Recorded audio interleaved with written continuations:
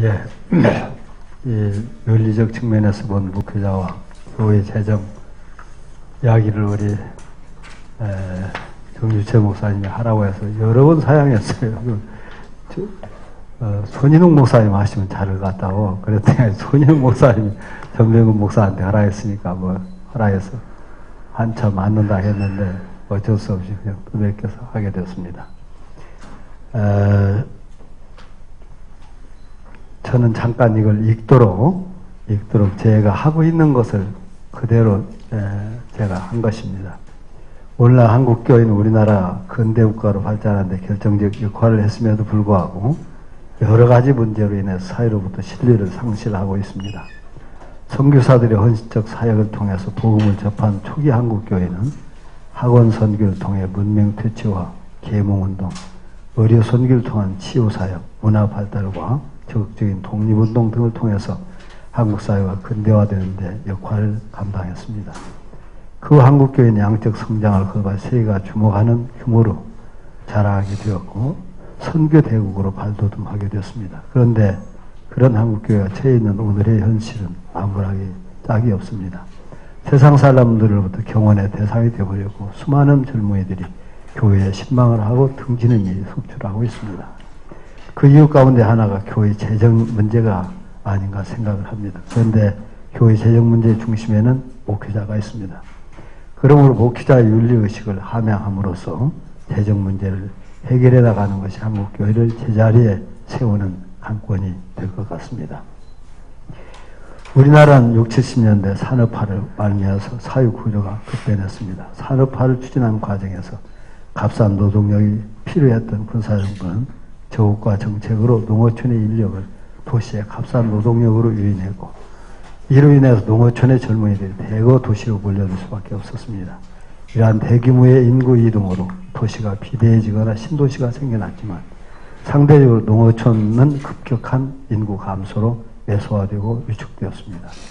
이에 따라서 농어촌 교회는 왜소화되었고 반면에 도시에는 일명 대형교회가 등장하게 되었습니다. 결국 대도시를 중심으로 형성된 대형교회는 산업화와 도시화로 농어촌 교회의 성도들이 도시로 유입되면서 빚어진 결과라고 할 수 있을 겁니다. 물론 그 당시 형성된 대형교회는 목회자들의 탁월한 설교와 리더십에 기인한바도 부인할 수 없습니다만 사회적 측면에서 보면 산업화로 얻어진 결과물이라는 사실 또한 부정할 수 없습니다. 그렇기 때문에 도시의 대형교회, 농어촌의 소형교회에 대한 책임감을 가져야 마땅할 것입니다. 그러나 도시의 중대형 교회들은 자신들의 교회가 유입 인구로 채워준 동안 농어촌 교회들이 텅텅 비어가고 있다는 자각에 미치지 못하고 책임감을 갖지 못했습니다. 이러한 연장선상에서 오늘 한국교회는 유형적으로 화려해 보이지만 농어촌 교회와 도시의 영세 교회들은 재정 자립이 어려울 정도로 어두운 현실에 직면해 있습니다. 지금이라도 늦었지만 이러한 현실을 직시하고 중대형 교회와 소형 교회에 대한 연대의식을 가지고 공존하는 것을 모색해야 하겠습니다. 하지만 이러한 바람이 무색하게 교회 성장을 이루는 목회자들 가운데 상당수는 마치 자신의 신령한 능력으로 그 모든 일을 이뤄내는 것이라고 여기고 심각한 윤리 문제를 노출하고 말았습니다. 이러한 일이 거듭되면서 한국교회는 사회적으로 부정적 여론을 초래하였고 그 피해는 다시 농어촌 교회 등 소형교회로 전가되는 악순환이 되풀이되고 있습니다. 예산과 균형, 집행의 균형을 이루어야 되겠습니다. 일반적으로 교회마다 매년 연말 당회를 통해서 다음해 목회 계획을 발표합니다. 그런데 그 계획을 수행하기 위해서 반드시 예산이 뒤따라야 하기 때문에 어떤 목회 계획을 세우느냐에 따라 예산 집행의 방향이 결정됩니다. 교회마다 사정은 다르겠지만 통계에 따르면 교회의 재정 지출 현황 가운데 운영비와 사례비, 부채 상환비의 비율이 월등 높은 반면 교육비, 선교육, 구제비 등의 비율은 매우 낮은 것이 현실입니다. 한 교회의 예산이 어떻게 쓰여진가를 살펴보면 그 교회의 목회 방향과 신앙의 척도를 어느 정도 가늠할 수 있기 때문에 교회 예산도 성경적 가치관에 따른 계획에 따라 세워져야 하며 지출돼야 하겠습니다. 특히 교회가 교회로서의 본분을 다하기 위해서는 예산을 세울 때부터 선교회와 교육비는 물론이고 구제비와 사회봉사 그리고 영세교회와 농어촌 교회를 섬기는 일이 반드시 고려돼야 하겠습니다. 앞서 말했듯이 도시의 중대형 교회가 농어촌 교회에 대한 책임감을 가지고 연대하기 위해서 이를 예산에 필히 반영하여 함께 하나님의 선교 사업에 나서야 합니다. 제가 섬기고 있는 교회에서는 이러한 취지로 오래전부터 농어촌 혹은 도시의 영세교회를 지속적으로 지원해오고 있습니다. 또한 남녀 선교회에서 농어촌 교회와 연결하여 지속적으로 후원하도록 함으로써 개교주의를 벗어나 한국교회에 대한 책임감과 연대감을 가질 수 있도록 하고 있습니다. 뿐만 아니라 예산을 세우는 단계에서부터 구제비의 규모를 확보하려고 애쓰고 있는데 그 중에 하나를 예를 들어 연말에 크리스마스 헌금 전액을 불우한 사람을 섬기는데 사용하고 있습니다. 이는 교인들로 하여금 주님이 인류를 구원하러 내려오신 의미가 사람을 살리고 이웃과의 나눔에 있다는 것을 직접 경험할 수 있도록 하려는 것입니다. 교회에서는 예산 집행에서 공개적이고 납득할 만한 과정을 거쳐야 됩니다. 목표 계획과 예산 계획이 세워지면 집행은 재정위원회에서 그대로 집행하면 될 것입니다. 특별히 재정을 지출해야 하는 상황이 발생할 경우에는 당회 결의로 집행해야 할 것입니다. 결코 담임 목사나 몇몇 장로들의 판단에 의한 예산 계획과 집행이 좌우되지 않도록 해야 합니다.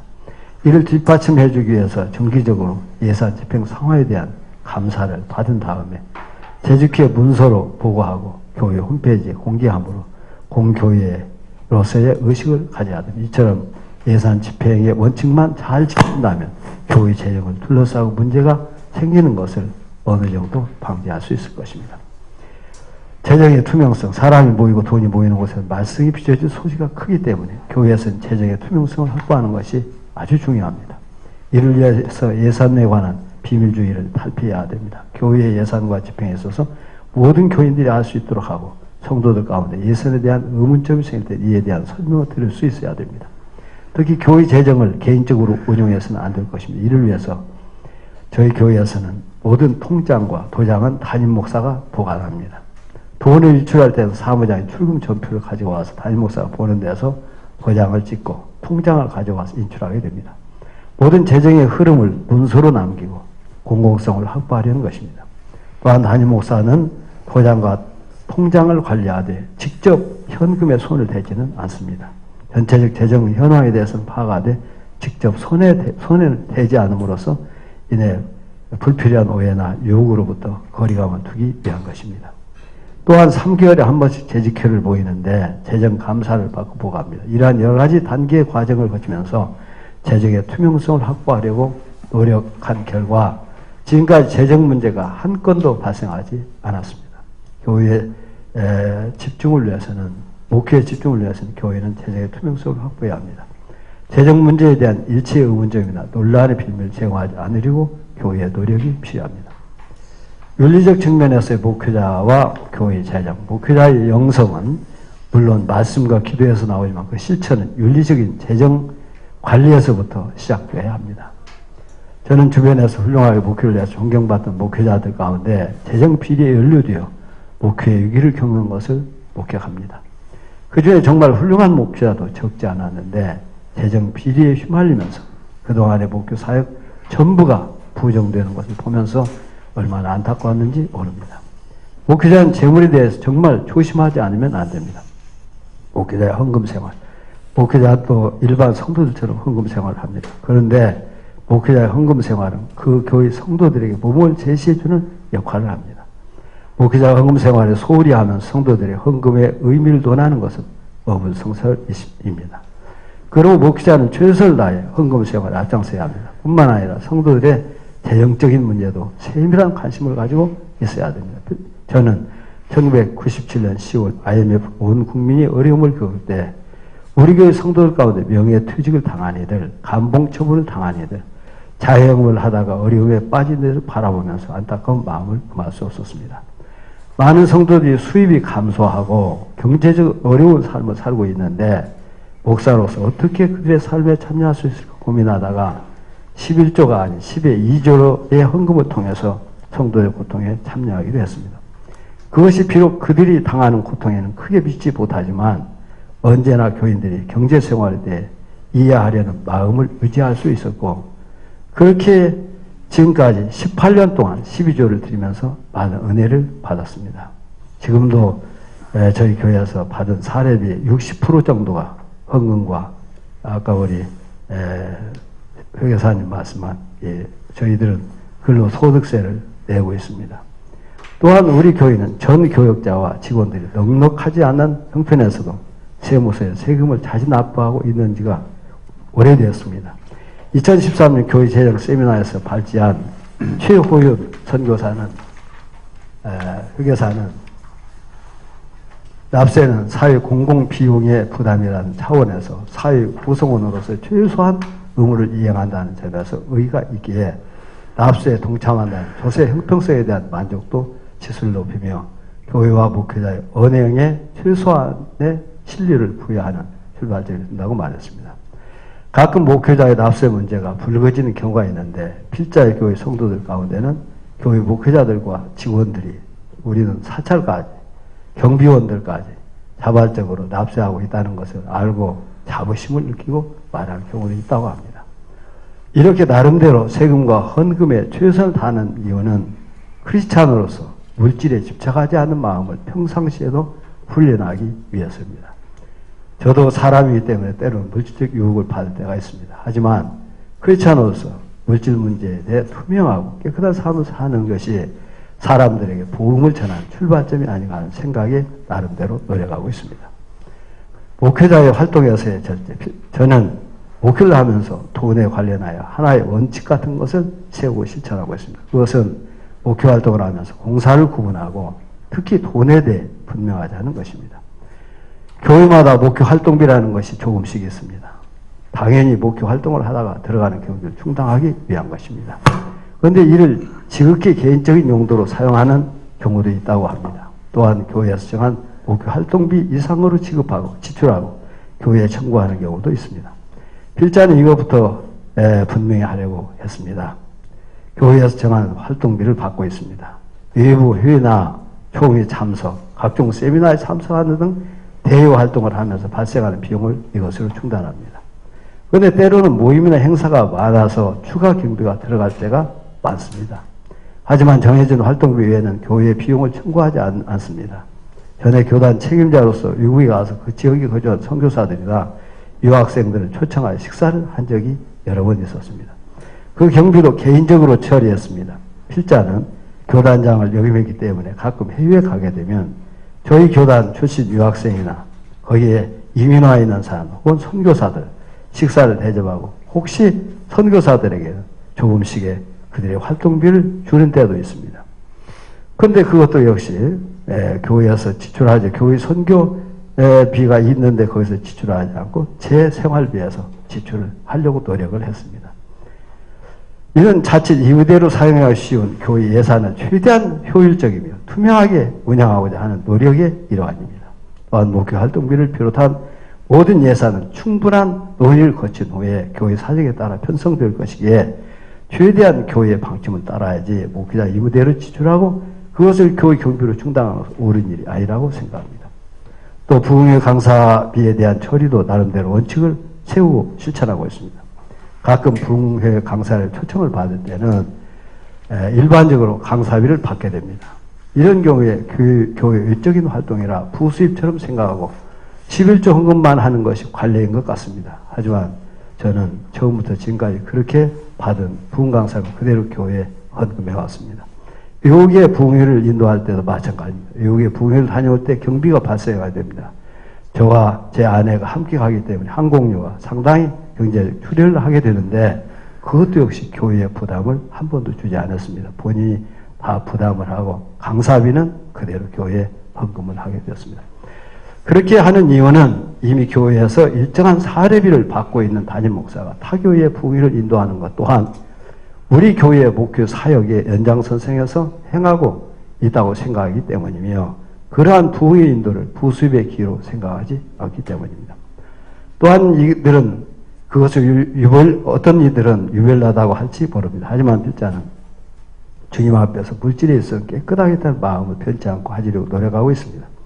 왜냐하면 목회자는 자기 관리에 철저해야 하며 영적인 자기 관리뿐만 아니라 일상적인 삶에서도 경건의 연습을 게을리 할 수 없기 때문입니다. 그 경건의 연습 가운데 물질 관리가 깨끗하면 다른 면에서 깨끗하게 된다고 있는 것이 있습니다. 그런데 제가 목회하면서 물질에 관련된 일을 2번 실수한 일이 있습니다. 첫 번째는 목회 초에 경기도 도농이라고 하는 곳에서 작은 교회를 섬겼는데 그 교회는 1년에 14개월의 사례를 하는 교회였습니다. 즉 상여비가 200%였죠. 그런데 1978년 그 당시 그 교회가 소속된 노예에서 목회자 생활비를 상의금 400%, 퇴직정리 100% 포함하여 17개월 하기로 결의하고 각 교회에 통보해 왔습니다. 그래서 그것을 예산을 논의하는 당회에 보고를 했는데 당회 분위기가 아주 싸늘했습니다. 그리고 그것을 가지고 장로님들이 듣기 거부하는 말로 서로 주고받는 모습을 보는데 목회자는 어떤 일이 있어도 자기의 사례비에 대해서는 말하지 아니어야 되는데 내가 실수했구나 하는 생각을 했었습니다. 또 한 번은 지금 강남교회 처음부터 20여 년 전에 있었던 일인데 예산위원장 장로님이 사무장에게 우리 교단에 속한 다른 교회 목회자 사례 현황을 다 파악을 해라 해가지고는 사무장이 저희 교회 수준에서 그 왔다 갔다 하는 교회 크기에 비교되는 교회 목사의 사례를 다 조사를 해가지고는 그 예산위원장 장로님에게 주니까 이거 다 거짓말이야 하고는 화를 내며 찢어버리더라는 것입니다. 사무장으로부터 자체 주장을 들어보니 저는 교회가 당시 교단 내에서 큰 교회에 속한 편인데 담임 목사의 사례비는 다른 교회보다 작다는 통계보고를 보고 그 장로가 신뢰할 수 없다고 했다는 것입니다. 아마 그 장로는 담임 목사의 사례비를 좀 줄이고자 했기에 기대했던 자료를 받고 찢어버렸을 것 같습니다. 필자는 저는 그 말을 듣고 마음에 큰 상처를 받았습니다. 교회에서 목사 사례를 작게 주는 것은 전혀 불만을 갖지 않았으나 그렇게 해서까지 깎으려고 하는 그 마음을 보고는 얼마나 마음이 섭섭한지 몰랐습니다. 얼마 후에 그 장로님이 예산 세운 것을 저한테 보고하기 위해서 저의 사례비를 그대로 두기로 했습니다 하고 보고해서 저는 사무장으로부터 들은 이야기를 꺼내며 어떻게 그런 마음으로 교회를 하느냐 하고 꾸짖었던 것 같습니다. 그런데 그것이 또 제 실수였습니다. 비록 그런 일을 당한 것이 억울하고 속상하더라도 사례비에 관련된 바 일치하지 않아야 되겠다고 과거 교회에서 느꼈는데 제 입으로 또 그런 말을 꺼냈으니 하면서 저는 굉장히 후회를 했었습니다. 나는 가끔 내가 겪은 두 번의 실수를 제 후배들에게 얘기해주고 절대 목사는 뭐 작게 주건 안 주건 가만히 앉았어라 하고 저는 얘기를 하고 있습니다.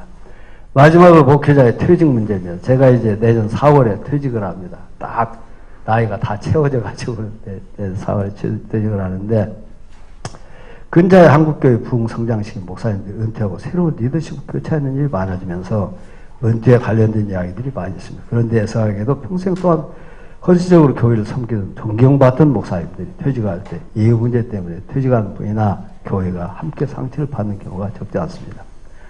그로 인해서 평생 목회사회까지 송두리째 물거품이 되는 모습을 바라보면서 한국교회에 뭔가 새로운 은퇴 문화가 필요하다는 생각을 하지 않을 수 없습니다. 저는 비교적 젊었을 때부터 퇴직 문제에 대한 고민을 했는데 교회가 퇴직하는 목회자에게 주택을 제공하는 것은 이득이지만 교회 형편이 어려우면 그것도 시험이 될 것이라고 하는 짐작을 하고 미리 저는 제 주택을 마련하려고 젊어서부터 조금씩 저축을 해가지고 집을 조금 하나 준비를 했습니다. 그리고 제가 이제 2016년 봄에 은퇴하기 때문에 은퇴를 거론한 자리에 당의원들이 제 주택을 준비하는 것을 얘기를 해서 그 걱정하지 마라. 나는 이미 준비했다. 전혀 받을 생각도 없고 이미 집 한 채 있는데 교인들은 집 한 채도 없는 사람도 있는데 그 생각하지 않아도 된다 하는 얘기를 제가 말해주었고 또 목사의 퇴직에 대해서 걱정하지 말아라. 그것은 보통 퇴직금을 준비해서 주는 그 계산만 해서 주면 된다 하고는 얘기를 했더니 이 장로님들이 아주 편안하게 지금 생각을 하고 있어요. 거기에 대한 논의를 전혀 하지 않는데 그건 전혀 생각하지 않도록 제가 얘기를 했었습니다. 오늘날 한국교회 재정 문제는 복잡하게 얽혀 있는 듯 합니다. 그 해결 실마리는 목회자의 윤리의식에부터 시작되어야 합니다. 무엇보다도 목회자는 물질에 대해서 사적인 이익을 추구하지 않아야 됩니다. 우리 주님은 우리를 위해서 이 땅에 오셔서 머리도 둘 것도 없으시고 또 모든 것을 내어주셔 십자가에 달려 돌아가셨는데 그를 따른다는 제자들이, 우리들이 물질의 마음을 뺏긴다면 우리 주님이 얼마나 섭섭하고 한국교회가 어떻게 되겠습니까? 목회자는 교회를 먼저 생각하고 교회에 부담을 주지 않으려는 자세가 필요합니다. 교회마다 재정의 투명성을 확보하고 깨끗하게 살려고 노력하여 교회를 바로 세울 때 우리 후손들에게 깨끗한 교회를 물려줄 수 있을 것 같습니다. 저는 재정 문제 얘기하면서 제 얘기밖에 할 것이 없는데 하면 자랑이 혹시 될까 해가지고는 두려운 마음으로 이거 썼는데 제가 자랑이 됐을 것 같습니다. 죄송합니다. 감사합니다.